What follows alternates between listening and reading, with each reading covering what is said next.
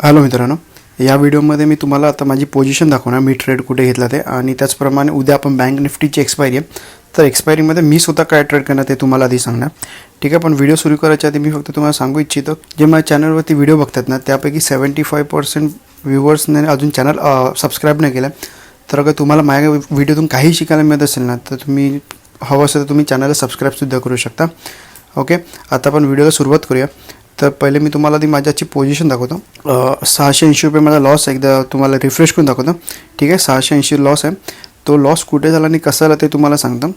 Actually मी जसं तुम्हाला सांगितलं, जसं कालच्या ॲनालिसिसच्या व्हिडिओमध्ये तुम्हाला सांगितलं, जोपर्यंत हा लेवल आणि हा लेवल ब्रेक नाही होत ना तोपर्यंत मार्केट एका झोनमध्ये फिरणार. त्याप्रमाणे मार्केट एका झोनमध्येच फिरलं. ठीक आहे. मग माझा लॉस कशामुळे झाला ते मी तुम्हाला सांगतो. मी ॲक्च्युली एंट्री घेणार पण नव्हतं, पण एंट्री कसं माहिती आहे, आजचा दिवस काही ट्रेड नव्हता, त्यामुळे ना आज काहीतरी नवीन करायचा प्रयत्न होता माझा, बाकी काय ना. अगर तुम्ही माझ्या व्हिडिओवरती चॅनलवरती जुने असाल ना तर तुम्हाला कळत असेल की मी मध्ये मध्ये काय ना काय एक्सपेरिमेंट करतो, बाईंगचे करत असतो, सेलिंगचे करत असतो, पण एक फिक्स रिस्क ठेवून. ठीक आहे, त्याच्यामध्ये मला प्रॉफिट आलं तर चांगलीच गोष्ट आहे, आणि लॉस झाला तर ठीक आहे. आपण जी रिस्क घेतली त्या रिस्कच्या आतमध्ये असेल ना तर काही फरक पण नाही पडत. तर मी माझी इथे काय केलं, मी ह्या लेवलला 2 कॉल सेल केले. ओके, आणि 1 पी सेल केला.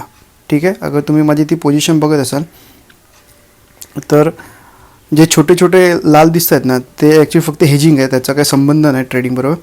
ठीक आहे. आणि जे मेन आहेत, जे 1600 रुपये लॉस दिसतो आहे ना त्यामध्ये मी 2 कॉल सेल केलेले, ह्याच लेवलला कॉल सेल केलेले, फक्त एक्सपेरिमेंट करायला की काहीतरी आज नवीन स्ट्रॅटेजी मिळते की नाही ते बघायला. तर त्यामध्ये माझा 1600 रुपयाचा एस एल गेला. ओके, 800 रुपये पर लॉट, आणि दुसरा 1 पी जो सेल केलेला त्याच्यामध्ये मला 1000 रुपयाचा प्रॉफिट आला. ठीक आहे, 1072 रुपये. फक्त हेच होतं, फक्त एक्सपेरिमेंट करण्यासाठी मी तो ट्रेड घेतला. जे तुम्ही ह्याला जबरदस्ती ट्रेड पण म्हणू शकता, पण मी माझ्या साईडने मी नवीन काय ना काय प्रत्येक वेळी शिकत असतो, त्यामुळे मी हा ट्रेड घेतलेला. ओके, आणि अगर हा ट्रेड नसता घेतला तर ॲक्च्युली माझ्या सेटअपमध्ये तो ट्रेडच नाही बसलेला, कारण ह्या लेवलच्या आसपास अगर मार्केट ब्रेक केलंच नाही ते एक साईडवेज मार्केटमध्येच राहिलं. ठीक आहे. अगर मी स्ट्रॅडल सेल केला असता तरी मला मिळालं असं, पण स्ट्रॅडल मी सेल का नाही करत, कारण माझा रिस्क रिवॉर्ड त्याच्यामध्ये कंप्लीट बसत नाही. आणि आजचा जो ट्रेड घेतला त्याच्यामध्ये माझा मॅक्झिमम लॉस हा 600 रुपये होता, 600 ते 800 रुपये होता. ठीक आहे, आणि मॅक्स प्रॉफिट हा माझा 2500 ते 3000च्या आसपास होता. त्यामुळे मी ट्राय केलं की म्हटलं शिकता शिकता काय आपला प्रॉफिट जातं ठीकच, आणि लॉस आपला तर एक फिक्स लॉस होता, 800च्या वरती मी लॉस देणार नव्हतं, त्याप्रमाणे माझा लॉस झाला. ओके, आणि आता आपण बघूया आपण उद्या बँक निफ्टीमध्ये काय ट्रेड करू शकतो. मी स्वतः काय ट्रेड करणार ते तुम्हाला सांगतो. बँक निफ्टीमध्ये अगर तुम्ही पहिले सुरुवातीपासून आपण बघूया, पहिला आपण विकली कॅन्डलवरती आलो ना तर ऑलरेडी त्याने 3-4 ग्रीन कॅन्डल बनवले, बरोबर, 1, 2, 3 आणि 4. तर आता ही 5वी ना एक डोजी टाईप झाली आतापर्यंत. तर आता वरती जाऊ शकते किंवा खाली जाऊ शकते ते तुम्हाला सांगतो. आता तुम्ही डेली कॅन्डलवरती याल ना तर हे बघा, हे ॲक्च्युली त्याने प्रॉपर प्राईज ॲक्शन केलं आहे. जसं मला प्राईज ॲक्शन आवडतं तसं एक प्रॉपर प्राईज ॲक्शन केलं आहे.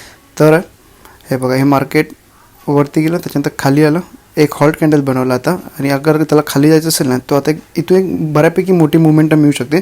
तर मी तुम्हाला एक्झॅक्ट एंट्री सांगतो का तुम्ही 15 मिनटावरती आलं, अगर मार्केट थोडं गॅप ओपन झालं ना ह्या लेवलच्यावरती, समजा गॅप ओपन झालं आणि आपण वरच्या साईडला जाऊ शकतो. म्हणजे कसं असं माहिती आहे, आपण एंट्री घेऊ शकतो. अगर आपल्या सेटअपमध्ये बसलं तर एंट्री घेऊ शकतो, फक्त क्वांटिटी कमी करा. समजा हा लेवल ब्रेक केला ना फ्लॅट ओपन होऊन, तर आपण वरच्या साईडला फक्त, आता समजा तुम्ही नॉर्मली 4 लॉट मारता तर फक्त तुम्ही 2च लॉट मारू शकता. क्वांटिटी कमी करा सध्या वरच्या साईडला, कारण त्याला मल्टिपल रजिस्टन्स आहेत. आता समजा हा लेवल ब्रेक केला ना तर त्याला इकडे एक रजिस्टन्स आहे, परत इकडे एक रजिस्टन्स आहे. ठीक आहे. तर मॅक्झिमम ह्या लेवलला येईपर्यंत ना ते मार्केट वॉलेटाईल ते साईडवेजच होणार. ठीक आहे. क्विक मुवमेंटम द्यायची असेल तर आपण तशी पण एंट्री घेतली, अगर क्विक मुवमेंटम दिली तर वेल अँड गुड, आपला प्रॉफिट होईल. अगर समजा आपला इकडे रजिस्टन्स फेस करता अगर रिव्हर्स येत असेल ना तर आपलं जसं 1:2चा टार्गेट कंप्लीट झाला, आपण चला आपला एस एल हा कॉस्ट टू कॉस्ट करायचा, कारण एकदा परत आला ना तर मार्केट हे परत साईडवेजच जाणार. ठीक आहे. अगर ट्रेंडिंग बनायचं असेल तर तुम्हाला 2 एंट्रीमध्ये कमी लॉटमध्ये तुम्हाला आहे तेवढा प्रॉफिट मिळेल. पण अगर वॉलेटाईल करत असेल ना तर आपण आपला एस एल हा सरळ कॉस्ट टू कॉस्ट, आपला S L cost to cost करता 1:2 झाला, किंवा मग आपला जो नॉर्मल एस एल आहे तो देऊन साईडला होईल जास्त. ठीक आहे. त्यामुळे मल्टिपल एंट्री नको, काय मॅक्झिमम 2ताच एंट्री का, अगर 2 एंट्रीमध्ये गेलं तर ठीक आहे, नाही तर हे मार्केट आहे वरच्या साईडला साईडवेजच असेल. ठीक आहे. आणि आता मी तुम्हाला डाऊन साईडला सांगतो. डाऊन साईडला मी एंट्री सध्या अर्ध्याच ठेवणार आहे. मी फुल एंट्री तुम्हाला सांगतो कधी घेणार आहे ते. समजा डाऊन साईडला अगर मार्केटला जायचं असेल ना, अगर फ्लॅट ओपन झालं आणि अगर हा लेवल ब्रेक करतो आहे ना, हा जो एम पॅटर्न बनवला आहे ना, अगर हा एम पॅटर्न ब्रेक करतो ना आपण डाऊन साईडला जाऊ शकतो. क्वांटिटी सध्या अर्धीच करा डाऊन साईडला, पण फुल क्वांटिटी कुठे घ्यायची आणि मी कुठे घेणार ते तुम्हाला सांगतो. पहिले इकडे अगर तुम्ही हा ब्रेक करत असाल, तुम्ही क्वांटिटी तुमच्या अर्ध्या किंवा 4 मारत असाल नॉर्मली, तर 2च लॉट एंट्री करा. ओके. आणि मॅक्झिमम 2दा एंट्री घ्या. 1:2चा टार्गेट कंप्लीट झाला आपला. एस एस सरळ कॉस्ट टू कॉस्ट करा. कारण हा ब्रेक केला ना तर मार्केट आहे ना, जेवढे ही रेंज आहे ना तेवढी रेंज परत खाली मिळू शकते. म्हणजे मॅक्झिमम तुम्हाला इथपर्यंत प्रॉफिट मिळू शकतो. ठीक आहे. अगर मी काय करणार ते सांगतो. जसं हा लेवल ब्रेक केला, मी स्लाइटली इन द मनीमध्ये करीन उद्याच्या दिवशी. अगर डाऊन साईडला येत असेल तर, अप साईडला असेल तर ॲट द मनीमध्येच करीन मी मोस्टली. ओके. डाऊन साईडला जसं ब्रेक केलं ना, मी माझी एंट्री घेणार आणि जसं इथपर्यंत माझा एस एल गेला तर ठीक आहे. अगर एस एल नाही गेला, माझ्या साईडने ट्रेंड आला ना, तर जसं 1:2चा टार्गेट कंप्लीट झाला ना, मी माझा एस एल सरळ कॉस्ट टू कॉस्ट करणार. त्याच्यानंतर इकडे आला तरी मी काढणार नाही. जोपर्यंत मार्केट माझा कॉस्ट टू कॉस्ट निघत नाही ना, तोपर्यंत मग मी निघणार नाही. मग भले त्याच्यानंतर मला एक चांगला प्रॉफिट होते किंवा मग मार्केट हे कॉस्ट टू कॉस्ट निघालं तरी चालेल मला. ठीक आहे का. मी मध्ये नाही निघणार. 1000-1200 पॉईंट्समध्ये मी नाही निघणार रुपयामध्ये प्रॉफिटमध्ये.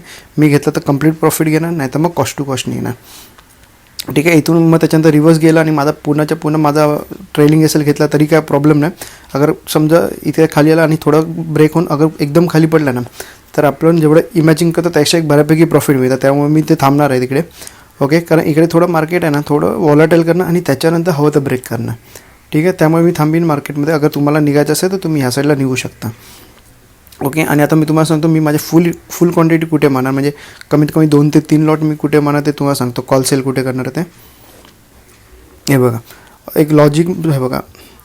मार्केटने ह्या लेवलहून मार्केट बरं की खाली पडलं आणि नेक्स्ट डे मोठा गॅप अप झाला. बरोबर.